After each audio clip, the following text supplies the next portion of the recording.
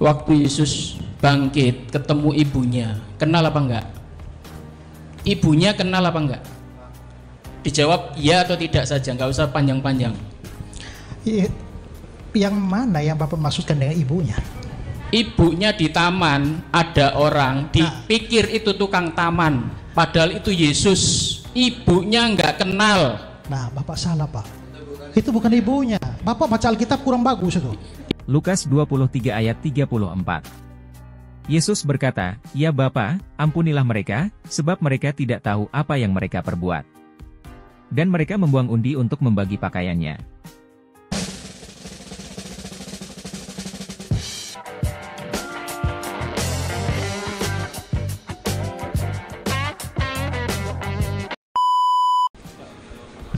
Oke. Baik, silakan Pak. Baik, Assalamualaikum warahmatullahi wabarakatuh. Sampean percaya cerita mau? Gak percaya ya? Soalnya di Injil gak ada, ngarang bebas. An-Nisa 157 Yesus diserupakan itu ada di Injil. Buktinya mana? Saya tanya Bapak Esra Soru. Waktu Yesus bangkit ketemu ibunya, kenal apa enggak? Ibunya kenal apa enggak? Dijawab ya atau tidak saja, nggak usah panjang-panjang. Yang mana yang Bapak maksudkan dengan ibunya? Ibunya di taman, ada orang dipikir itu tukang taman, padahal itu Yesus. Ibunya nggak kenal. Nah, Bapak salah, Pak. Itu bukan ibunya. Bapak baca Alkitab kurang bagus itu. Ibunya, Pak. Bapak salah, Bapak baca ulang lah. Kemudian murid-muridnya berjalan, muridnya nggak kenal, Pak. Coba buka di Yohanes berapa, Pak? Coba buka, Pak. Dipanggil ibu itu, Pak. Sampai kok ngomong gak ibu itu. 1 menit lagi. Pertanyaannya dulu, Ini Pak. ya. An-Nisa 157 itu terbukti di Injil ada, Pak. Oke. Buka dulu Injilnya.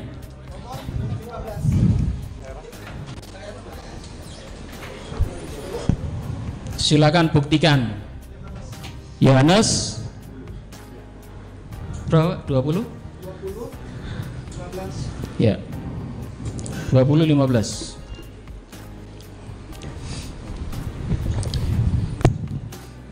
Yang di taman itu. Ya. Tadi itu. Ya. Tadi. Ibu, Naik. mengapa engkau menangis? Coba diturunkan sedikit. Nah, itu ayat 13. Tuanku telah diambil orang. Kemudian ada orang di situ dipikir tukang taman. Ibunya nggak kenal, wajahnya nggak kenal, suaranya nggak kenal. Baik Pak, untuk waktunya sudah habis. Apa pertanyaannya? Bahkan murid-muridnya saat berjalan, muridnya nggak kenal. Berarti An-Nisa 157 terbukti. Terima kasih. Wassalamualaikum warahmatullahi wabarakatuh. Pertama-tama, ya. Mohon tenang kembali para audiensnya. Nah, ini yang menunjukkan Bapak baca Alkitab saja nggak beres itu. Hanya karena di situ ada nama Maria, lalu kata ibu, lalu Bapak langsung mengartikan itu adalah ibu dalam pengertian mamanya sendiri. Ya, coba lihat ke ayat 1 itu siapa di situ tuh pasti Maria, tapi Maria siapa? Geser ke ayat 1. Pada hari pertama minggu itu pagi-pagi benar, ketika hari masih gelap, pergilah Maria Magdalena. Bukan Maria ibu Yesus. Maria Magdalena itu siapa? Maria Magdalena itu bukan nama diri atau marga. Maria Magdalena itu artinya Maria dari kampung Magdala. Ya. Nah, nama Maria di Alkitab tuh ada banyak, ya. Ada Maria ibu Yesus, ada Maria saudara Marta dan Lazarus di Lukas pasal 10. Ada Maria istri Klopas yang di Yohanes 19 ayat 25. Lalu ada Maria ibu Yohanes Markus yang di Kisah 12 ayat 12. Lalu ada Maria di Roma 16 ayat 6. Ya, jadi Maria itu ada banyak. Maria Magdalena itu bukan Maria ibu Yesus, tapi itu orang yang ditolong, disembuhkan dari kerasukan, dan dia adalah termasuk kumpulan perempuan yang menjadi pengikut dan pelayan Yesus di dalam pelayanan. Coba lihat Lukas pasal 8. Lukas pasal 8 ayat 1 dan 2.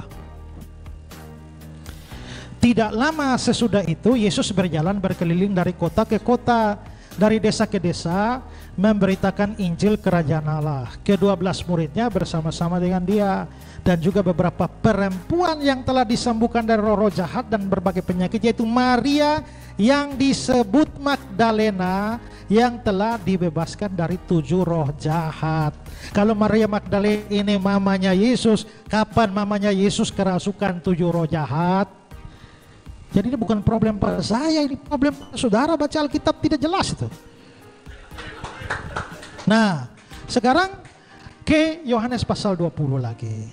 Tadi ya, yang dipersoalkan tadi.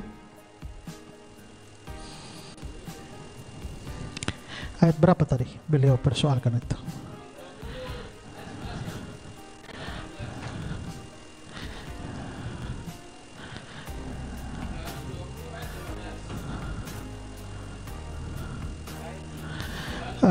Ya, hai ibu, mengapa engkau menangis? Begitu beliau baca ibu di sini langsung ini pasti mamanya. Salah. Nah, inilah yang perlu pemahaman bahasa asli.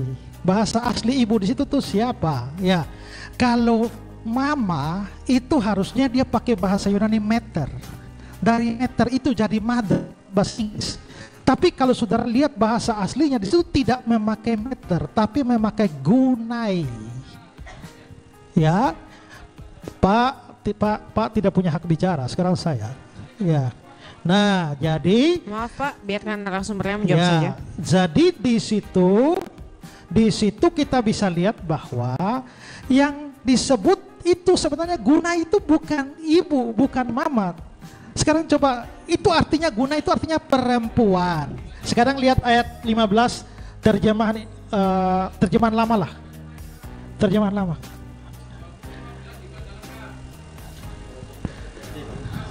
Alkitab ini. Terjemahan lama. Persis di bawah. Ya. Nah, lihat ayat 15. Maka bertanyalah Yesus kepadanya, hai perempuan. Hai perempuan. Jadi kita bisa melihat bahwa memang itu bukan mama. Jadi pertama saudara sudah salah. Dan yang kedua adalah mengapa kok mereka tidak mengenal Yesus. Baik Maria Magdalena maupun orang yang berjalan. Nah, kalau saudara melihat bahwa memang pada waktu Yesus bangkit itu ada perubahan di dalam dirinya karena dia sudah mengenakan tubuh kebangkitan. Ya, itu tubuh kebangkitan, makanya di dalam bagian yang lain dikatakan bahwa dia menampakkan diri dalam rupa yang lain. Karena itu memang ada pemuliaan lebih lanjut. Yesus itu dia mengenakan tubuh manusia, darah dan daging. Tapi pada waktu dia dibangkitkan, sekarang coba lihat Pak, Filipi pasal 3. Filipi pasal 3 ayat yang ke-21. Ayat 20-21. Filipi 3, 20-21. Ya. 20-21. Tetapi tanah air kita ada di surga, dan dari sana kita juga menantikan juru selamat, yaitu Tuhan Yesus Kristus, yang akan mengubahkan rupa tubuh kita yang hina ini menjadi serupa dengan tubuhnya yang mulia. Jadi memang ada perubahan atau pemulihan lebih lanjut kepada tubuh Yesus setelah bangkit. Karena itu kalau dia sedikit untuk sementara waktu tidak dikenali, itu hal yang wajar. Tapi poinnya tetap ada. Karena apa? Karena Bapak boleh pertanyakan kok kenapa Maria Magdalena tidak mengenal. Tapi coba baca cerita sebelumnya dan sesudahnya. Bukankah itu tetap berbicara soal kematian dan kebangkitan? Karena itu sebenarnya penyamaan Al-Quran dengan fakta ini itu sangat tidak cocok Pak. Supaya Pak tahu bahwa sebenarnya ada dokumen yang lebih cocok dengan Al-Quran Bapak itu. Ya, itu adalah sejumlah tulisan dalam koleksi Nag Hammadi oleh seorang dan juga pemahaman seorang namanya Basilides yang itu dianggap sebagai dokumen gnostik dan dongeng-dongeng yang muncul dalam gnostik. Dan itulah yang mirip dengan Al-Quran Bapak, bukan Injil Yohanes. Ya, selesai pas.